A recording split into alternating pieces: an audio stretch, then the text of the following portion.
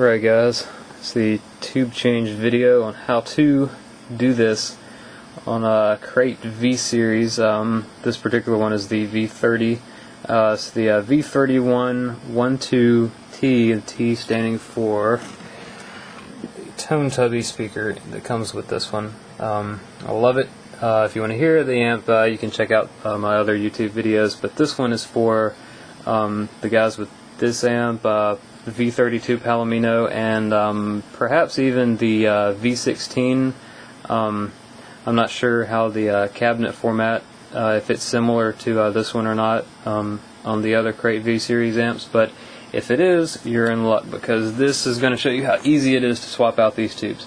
Anyways, a lot of guys are under the misconception that you have to pull this whole back panel off, and that's not the case. I was on the phone with Crate testing out their customer service, as you can read about in a Harmony Central review for this amp that I created. They have a nifty little way of getting to these tubes. It involves removing this screw on the top there. You leave the bottom one in, and you do the same for these right here. Pull this one off, leave the bottom one intact, and voila, you have your tubes. So when this is open like this, to make this quick, I've already removed 3 of the 4 tubes here holding the little tube cage down. It has little rubber pads in there to prevent them from getting knocked around and rattling, but unfortunately it doesn't stop these cheap groove tubes from chattering when the amp is going pretty hard. So anyways, to remove it, kind of rock it back and forth as you pull out, and it pops right out. EL84s are basically big 12AX7, so they pull out the exact same way that the 12AX7 would. So pull those things out.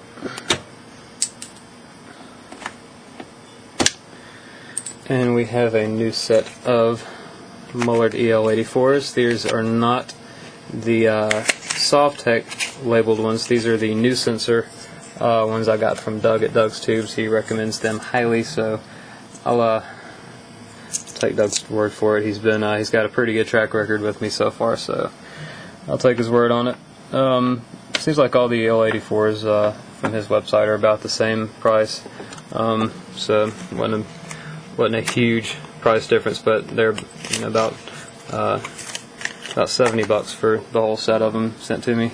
But anyways, as far as putting these things in, as you can see, they have a missing pin just like a 12AX7, and their socket, as you can see, has a missing pinhole, and I'm hoping you can put 2 and 2 together here. So just goes right in there. Kind of wiggle it a little as you push in, and that's really all it takes. And if you've ever swapped out a preamp tube, then this shouldn't be any different.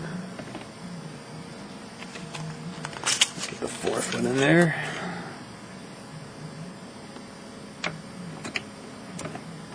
So, nice new quartet of tubes. They will sound amazing. As far as the preamp tubes in this amp go,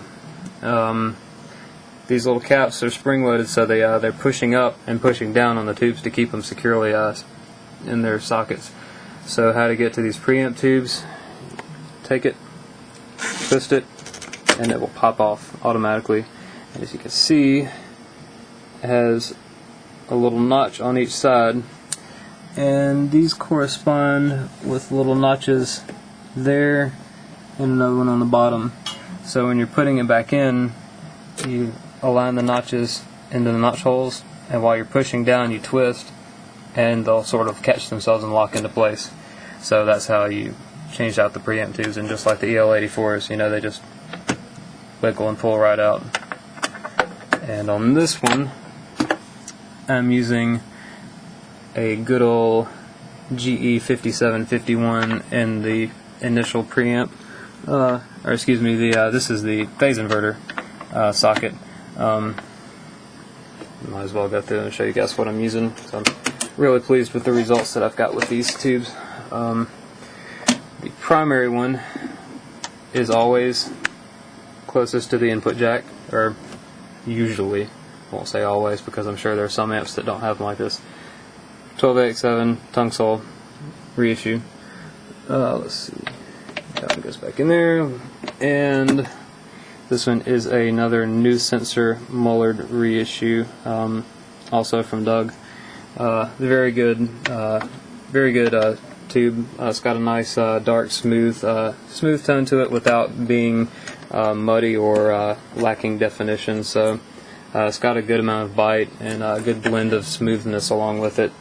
So you can ditch those cheap, brittle sounding Softecs that the amp comes with. They're terrible.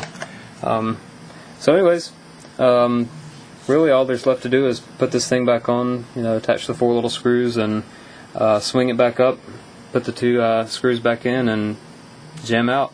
Don't forget, if you unplug that speaker cable to get back in, you don't want to run the amp without that thing plugged in. So anyways, I hope you enjoyed the video. I hope you learned something. If you have any questions, just post away on the YouTube.